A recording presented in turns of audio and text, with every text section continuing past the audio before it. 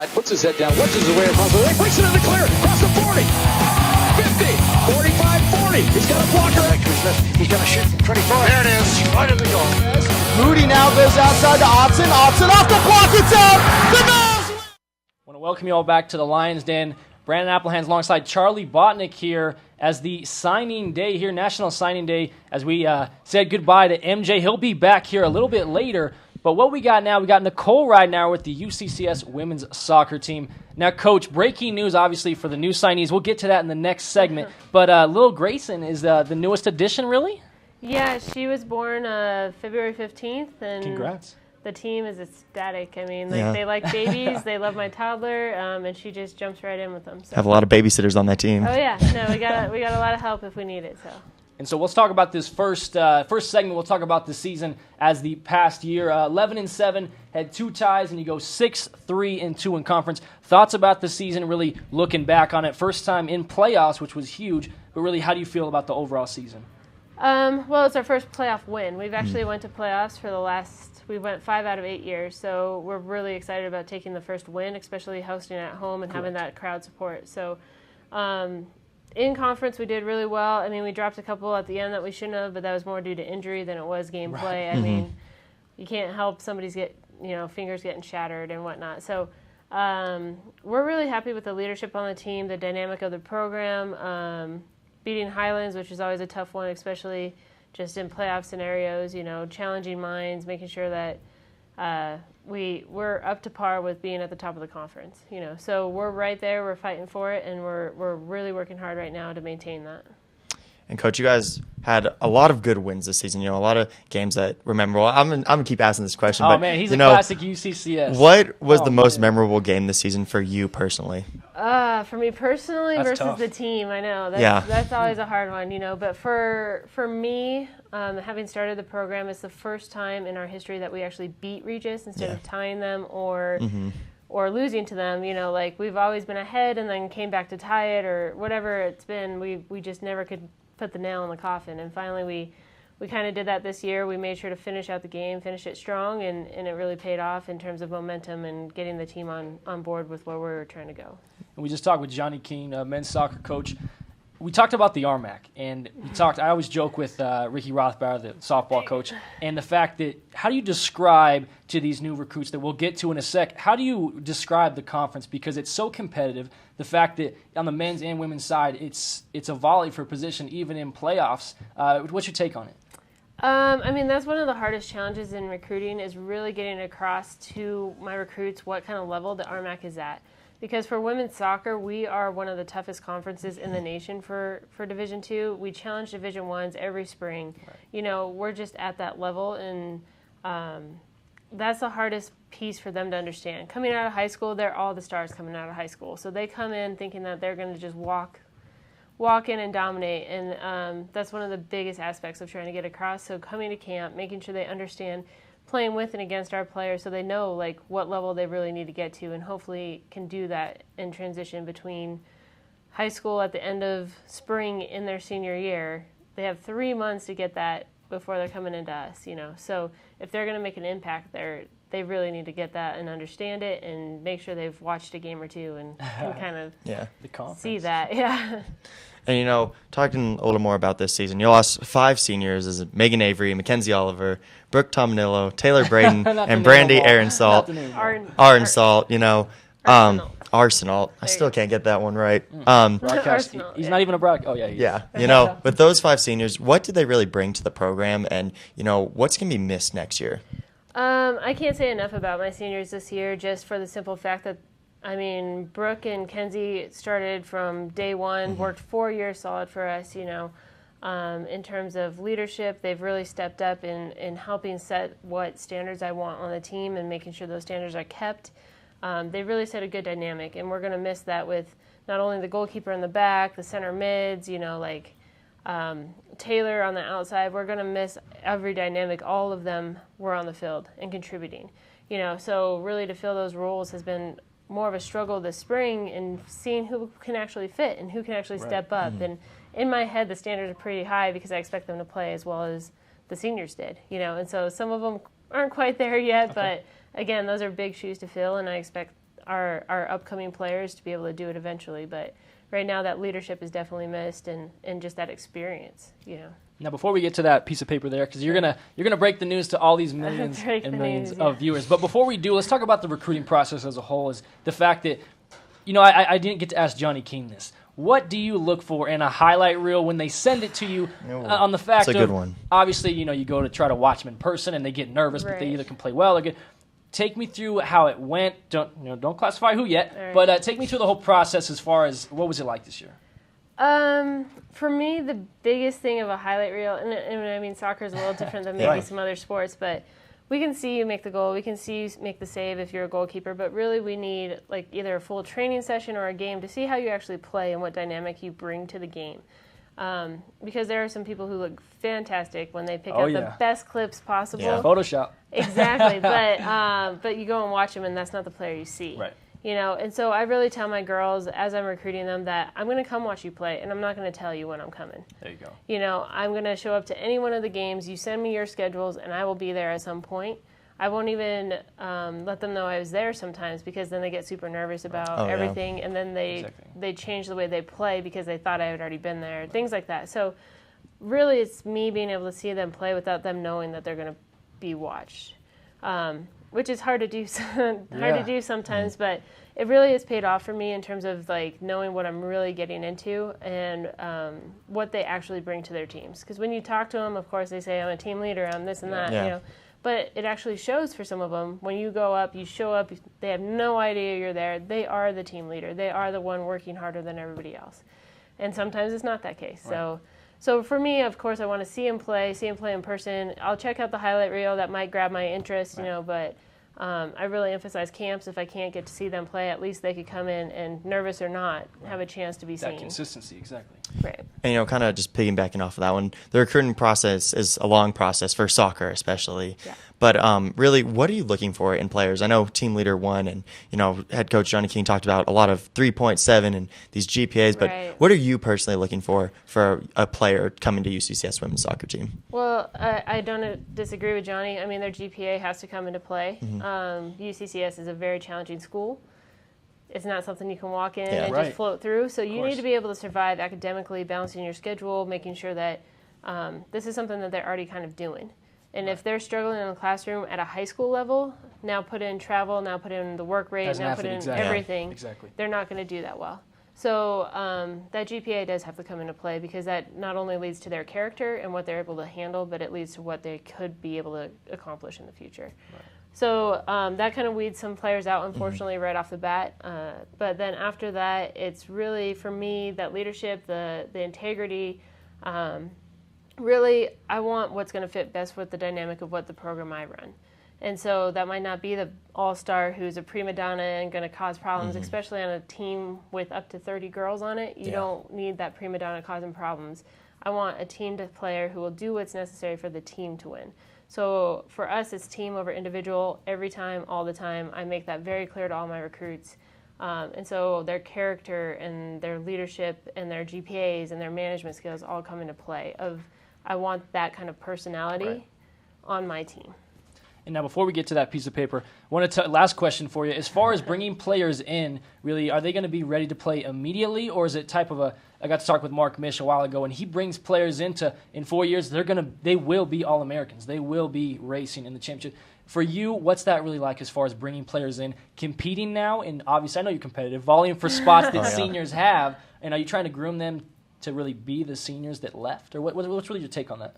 It's kind of hit and miss a little bit. I do take chances on players that I don't think are quite ready to step up, so we always have a red shirt or two on the team because I see the potential in them. But I really don't expect them to be able to come in and challenge for those spots. However, there are those players who really could step in, and it's up for takes, and even with the girls who are trying to step into those roles coming through the spring season, having the advantage of already being coached for a year, everything, a freshman could walk in and take that position, and it's just, for me, I am very honest about the way I run my program. The best player for the team will play, and that doesn't matter if you're a freshman walking in, or if you're all a you senior, freshmen watching. or if you're a senior holding that spot and keeping them at bay by working on your skills every day, so. Right.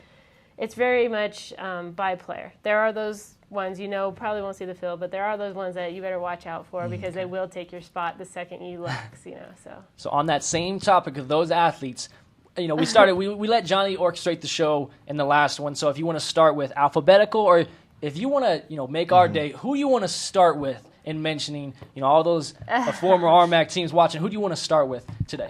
For me, one of the biggest recruits that I have coming in and that I'm pretty excited about is Sophia. She's Sophia Martinez. She's Douglas County High School. She is just an athletic person. She's athletic, plays multiple sports, National Honor Society. She's just a good person overall. But she came into camp and she started running with Michaela Mansfield and Bailey Jamison and connecting with them right away. Those two are hard to run with. Yeah, and they're hard to run with. But as a center midfielder, we're really excited to have her challenge for that position, especially with Avery, Kenzie, and Brooke Tomanillo kind of vacating the middle. Those center mid positions are really up for grabs, and it's one of those things that she could come in and fight for that spot right off the bat. So I'm looking forward to her seeing what she's capable of. No pressure for her to come in and start or anything like that, but she could, and good size, already really excited to come in. We're really excited to have her. So I'm looking forward to that a little bit. Again, when she comes in and can already keep up, that's always a good sign. There you go. We talked a little bit, but with these 4 seniors now, you have 4 seniors on the team this year.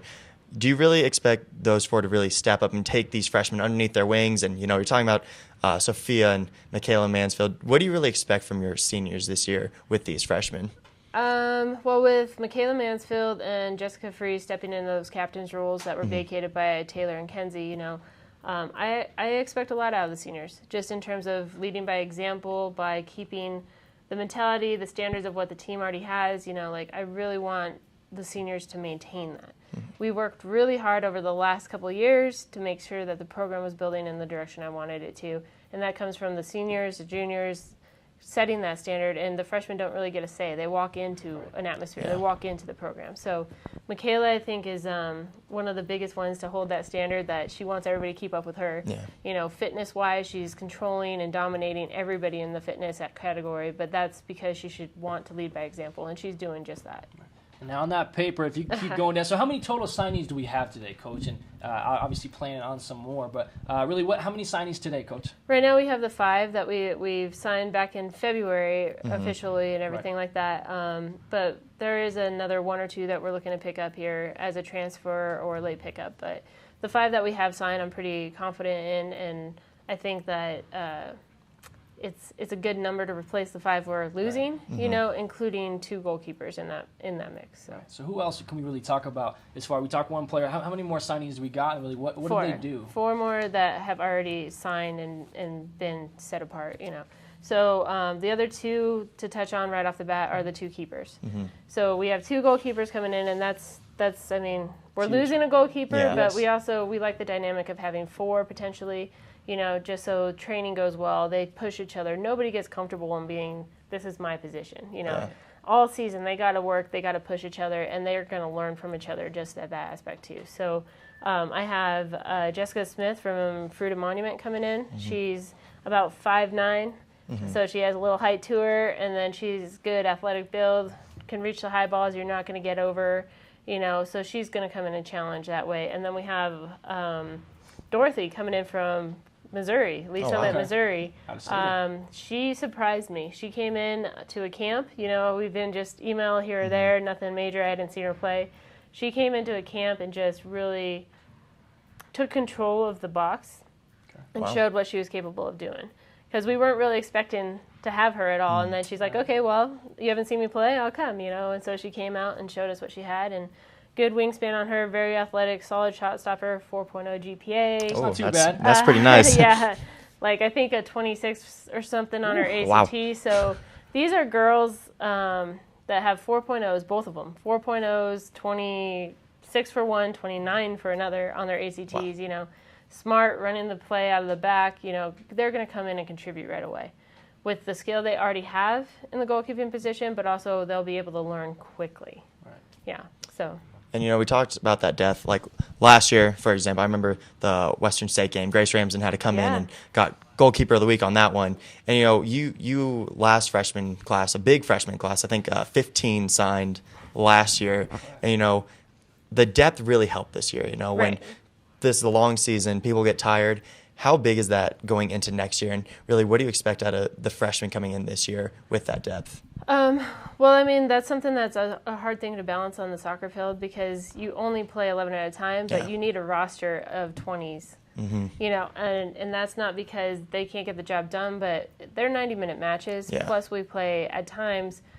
This past season, we had 5 games in 10 days, and that's unheard of for Yeah. soccer. So that depth had to come into play a lot more than we would like it to, but at the same time, it's nice to know that we're training them well enough to step in when they need to. And for example, like the Grace situation, she stepped in last minute. Yeah. Even in warm-up, she was killing it. Brandy was doing well, everything. Last-minute injury, hey, good luck, and Yeah. she did phenomenal. She stepped in with confidence, didn't overthink anything. She was ready to go. So I love that we have the depth and the ability to do that. We hope we never need it, Yeah. but when it does come into play, I think our team's done a great job of being prepared. Now, Johnny was obviously our first, and you are our second, so I'll relate back to Johnny once again. But All right. he talked about he had a kid roll through his camp, and unexpected, just taking not really highly recruited, and that's when you see a lot of the greats really blossom. We've seen a lot of UCCS students in the past really take advantage of being under-recruited, coming in and making a way. We all know who that is. So what I want to talk about is who really was it in this class? Could be a person we already talked about or not. Who was really under-recruited, the fact that, hey, I found a gem? Who was that light that you really saw? I think Sophia got a decent amount of attention. I mean, again, she's a solid player. And then the goalkeepers, they both they're decent goalkeepers. Yep. They'll get some They looks, got some looks. But I think my 2 local girls are kind of those players, I think. And those are the last 2 that I signed. Funny enough, they're both in the same area, so they compete against each other all the time. Oh, that's nice. Yeah. That's cool. That's awesome. So See, she's playing on already. She's I good. know. She ain't Yeah. no rookie. So Jenny is from Lewis Palmer High School, and then we have Jules or Juliana, and she goes to Palmer Ridge. So Oh, wow. Okay. they're So right some next local- to Very each other. close, yeah. Compete all the time, that sort of thing. But on their club teams, it's not like they were on the highest club team. It's not like they were these all-stars on their team. Like for the team that they were on, they were good and solid. But what I see in these girls is that they have the potential. Especially Jenny, when she came to camp, she really showed that everything I talked to her about, she tried to implement. So she's a quick learner. She wants to learn. She wants to work hard. And I think that's going to pay off for her. So with her, she's going to come in. She's an outside back, outside midfielder. And depending on our formation, I'm going to train her to be whatever we need. Right. And I think she's one of those kids who wants that chance and is chomping at the bit to be able to do the work necessary to be what the team needs. And she just needs a little coaching, some time, and I think she'll come out really well. And then Jules on the other side of that is she'll actually come in as a center mid, but quite frankly, we've already talked about it, I'm probably going to move her, but we'll see where she fits in as well. She comes in with a strong sense of knowing her positioning on the field, being able to find those through balls, physical play, which in the RMAC you need to be able to Gotta do be. that. Oh, yeah. Gotta be. So she comes in with an advantage maybe on that side of things, and she's been able to watch us quite a bit as well. So she also has a sister who used to play for us. She was actually in my first recruiting class, so Oh, wow. her sister can kind of get her a little more prepared potentially about how I coach, what to expect out of me, that kind of thing. Just looking down to your roster, you have a lot of, native kids, a lot of Colorado kids, but We do. a couple out of there, just thinking off the top of the head, Bethany Lelafield, Right. Oregon girl, does it, and I asked the same question, but does it matter where they come from, or what do you really look at, and do they approach you from the out-of-state, or how does that work? That's kind of both ways. I like to find them, obviously, but it's not always going to happen. I can't see everybody, so we get a lot of interest into the program through email and then contact through me recruiting out-of-state tournaments. But in terms of that, I look at it a little bit in terms of how I have to manage my budget as well. If I can get a kid that has the exact same skill locally versus being from out-of-state, there needs to be a difference in the two. There needs to be a reason for me to take the out-of-state kid. Otherwise, that money doesn't go as far. So I can bring in an in-state kid, exact same amount of skill, and that the money I'm able to produce for them is going to pay for a lot more schooling than it is for that out-of-state kid. So the out-of-state kids usually have something extra or something that I'm looking for specifically versus, you know, an in-state kid.